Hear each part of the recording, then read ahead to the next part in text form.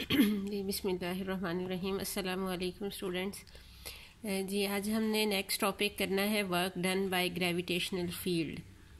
Gravitational field क्या है? The space और region around the earth where effect of gravitational force can be felt is known as gravitational field. Gravitational force हमारी earth के गिर्द present है जिसकी वजह से अर्थ हर चीज़ को अपनी तरफ अट्रैक्ट करती है, that is known as gravitational force. और जिस रीजन में ग्रेविटेशनल फोर्स प्रेजेंट होती है वो रीजन कहलाता है gravitational field. The force with which earth attracts a body towards its centre is called gravitational force.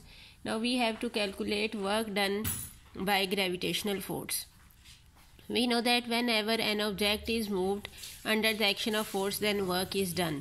Similarly, when an object is moved in gravitational field under the action of gravitational force, then work is done by gravitational force. Work done is positive when force and displacement are in same direction. जैसे हमने ये discuss किया था कि work done maximum होता है और positive होता है जब फोर्स और डिस्प्लेसमेंट एक ही डायरेक्शन में होते हैं, और अगर फोर्स और डिस्प्लेसमेंट एंटी पैरेलल हों तो फिर वर्क डन नेगेटिव होता है. And it is negative when force and displacement are in opposite direction. Let's consider an object of mass m is displaced from point A to B along various paths in gravitational field. ये एक particle हमने consider किया है जिसका मास है m, वो हमने move किया from point A to B. अब बहुत सारे डिफरेंट पाथ्स हैं जिनके थ्रू पार्टिकल A से B पॉइंट तक जा सकता है. ये भी हो सकता है कि वो पहले पॉइंट A से D पे जाए, D से B पे पहुंच जाए, या फिर पहले पॉइंट A से C पे जाएगा, C से B पॉइंट पे जाएगा, या फिर इस तरह का एक जिगजैग पाथ फॉलो करते हुए वो पॉइंट B पे पहुंच जाएगा. Let's consider we consider the 3 different paths ADB, ACB and third path is A to B. हम तीनों पाथ्स के अलॉन्ग वर्क डन कैलकुलेट करेंगे और देखेंगे कि क्या वर्क डन सेम आता है या फिर डिफरेंट होता है. तो work done along path 1, we divide path 1 ADB into 2 parts such that the work done along path ADB will be equal to work done from A to D and then work done from D to B. ऐसा हमने क्यों किया है? क्योंकि जो formula हमने work done का है वो उस वक्त एप्लीकेबल होता है जब फोर्स कांस्टेंट होती है, और फोर्स A से D तक कांस्टेंट है और फिर D से B तक कांस्टेंट है, इसलिए हमने इसको इन 2 पार्ट्स में डिवाइड कर लिया. Now work done from ADB will be equal to work done from A to D plus work done from D to B. Work done का फार्मूला क्या है? Force into displacement. यहाँ पे अब फोर्स हमने कौन सी लेनी है? ग्रेविटेशनल फोर्स, इसलिए सबस्क्रिप्ट में लिखेंगे GFG.D प्लस FG.D.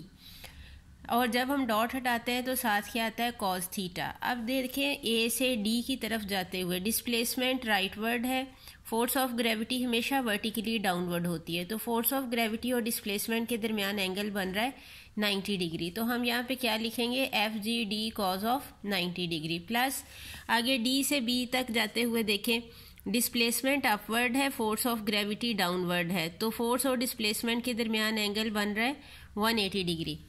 तो यहाँ पे होगा FGD cos of 180 degree. Cos 180 की वैल्यू होती है -1, so cos 90 is 0 and cos 180 is -1 and FG into D.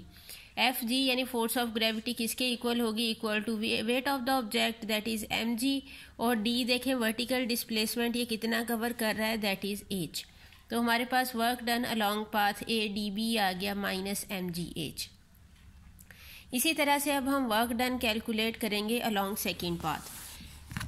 Now work done along path 2, we divide path 2 ACB into 2 parts such that ACB is equal to work done from A to C and then work done from C to B. यानी पहले हम A से C तक work done calculate करेंगे, then C to B. अब देखिए A से C की तरफ जाते हुए डिस्प्लेसमेंट अपवर्ड है, फोर्स ऑफ ग्रेविटी डाउनवर्ड है, तो एंगल बन रहा है 180 डिग्री. तो हम यहाँ पे क्या लिखेंगे? FGD cos of 180 degree. और from C to B displacement rightward है और फोर्स ऑफ ग्रेविटी डाउनवर्ड है, एंगल बन रहा है 90 degree. So F G D cos of 90 degree. Cos 90 zero होता है इसलिए ये फैक्टर पूरा ज़ीरो हो जाएगा। कॉज ऑफ 180 -1 होता है तो -1 साथ आ जाएगा F G into D.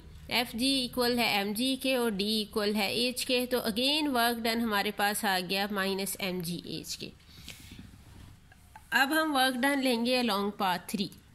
Now we consider path 3 that is curved. ये एक कर्व्ड सा पाथ है। We divide it into small horizontal and vertical steps. क्यों डिवाइड करेंगे?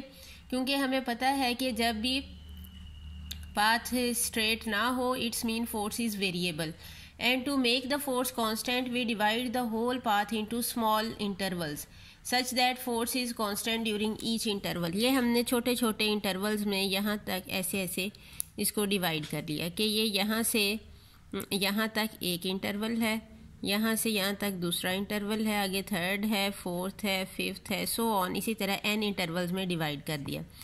अब ये जो डिस्प्लेसमेंट वेक्टर है ये स्मॉल डी होगा, इसको हम रिजॉल्व करेंगे रेक्टेंगुलर कंपोनेंट्स में। किस तरह से कि ये होगा डेल्टा x1 और ये वर्टिकल कंपोनेंट होगा डेल्टा y1, जिसको हमने यहाँ पे इधर शो कर दिया है वर्टिकल का डायरेक्शन में। तो इसी तरह अगले डे को डिवाइड करेंगे, ये delta x2, delta y2, delta x3, delta y3, delta x4, delta y4, delta x5, delta y5, so on, इसी तरह डेल्टा yxn और डेल्टा yn, ये इन पार्ट्स में हमने डिवाइड कर दिया इसको। अब यहाँ पे भी देखें जितनी दफ़ा भी हॉरिजॉन्टल डायरेक्शन में पार्टिकल मूव कर रहा था तो एंगल कितना बन रहा था 90 डिग्री और वर्क डन क्या था 0। इसी तरह ये जितने भी एक्स कंपोनेंट्स हैं उनके साथ फोर्स ऑफ ग्रेविटी कितना एंगल बना रही होगी एक्स कंपोनेंट के साथ 90 डिग्री। तो इसीलिए जितने भी हॉरिजॉन्टल कंपोनेंट्स हैं उनके अलोंग कोई वर्क डन नहीं होगा। तो अब हम वर्क डन कैलकुलेट करेंगे just along vertical components. There is no work done along horizontal steps because mg is perpendicular to displacement, so work done is along vertical steps. So work done from A to B will be equal to fg dot delta y1 plus fg dot delta y2, so on fg dot delta yn।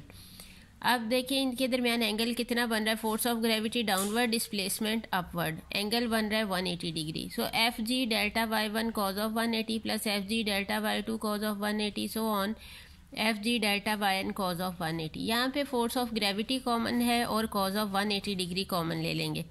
Cause 180 की value है -1, ये minus ले लिया हमने, F G को बाहर ले लिया और बाकी delta y1 plus delta y2 plus on delta yn आ जाएगा यहाँ पे।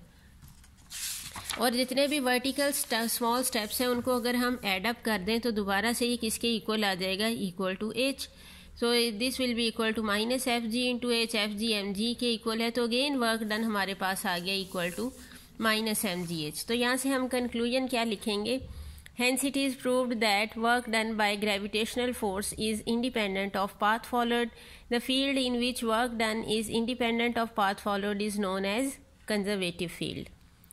अब हम वर्क डन लेंगे by gravitational force along closed path. अब हमने एक क्लोज्ड पाथ ले लिया ए बी सी डी ए। जैसे हमने पहले स्मॉल पार्ट्स में डिवाइड किया था इसी तरह हम इस क्लोज्ड पाथ को 4 पार्ट्स में डिवाइड कर लेंगे, A B C D and D A. तो टोटल वर्क डन किसके इक्वल होगा, work done from A to B plus work done from B to C plus work done from C to D plus work done from D to A. Formula वही होगा F G dot D का, यही लिखेंगे। अब देखें ए से B की तरफ जाते हुए फोर्स ऑफ ग्रेविटी और डिस्प्लेसमेंट के दरमियान एंगल कितना बन रहा है 90 डिग्री, तो ये आ जाएगा F G cos of 90 degree. B से सी तक जाते हुए देखिए फोर्स ऑफ ग्रेविटी डाउनवर्ड है, डिस्प्लेसमेंट अपवर्ड है, एंगल बन रहा है 180 डिग्री, तो यहाँ पे आ जाएगा F G D cos of 180 degree. C से डी की तरफ जाते हुए देखिए डिस्प्लेसमेंट और फोर्स ऑफ ग्रेविटी फिर से परपेंडिकुलर है, तो F G D cos of 90 degree आ जाएगा। डी से ए की तरफ आते हुए डिस्प्लेसमेंट और फोर्स ऑफ ग्रेविटी दोनों सेम डायरेक्शन में है, तो थीटा की वैल्यू हम लेंगे 0 डिग्री। तो ये कॉज 90 की वैल्यू 0 होती है, इसी तरह इस कॉज 90 की वैल्यू 0 होगी। कॉज 180 होता है -1, तो ये आ गया minus F G into D और ये plus F G into D, क्योंकि कॉज 0 होता है 1। Minus F G into D and plus F G into D minus M G H plus M G H cancel हो जाएगा, क्योंकि F G किसके equal है एम जी के और डिस्प्लेसमेंट किसके इक्वल लिया हमने एच के। ये कैंसिल आउट होके क्या आ जाएगा, 0। तो यहाँ से हम क्या लिखेंगे, conclusion, work done along a closed path by gravitational force is 0। ये दो डेफिनेशंस हैं, यहाँ से हम जो डिफाइन करेंगे conservative forces and non conservative forces. जैसा कि हमने ग्रेविटेशनल फील्ड में देखा कि हमने पाथ डिफरेंट चूज़ किए लेकिन वर्क डन का आंसर सेम आया, तो ऐसी सूरत में ऐसी फोर्सेस क्या कहलाती हैं, conservative forces. The forces due to which work done is independent of path followed that are known as conservative forces, for example gravitational force, electric force and elastic spring force.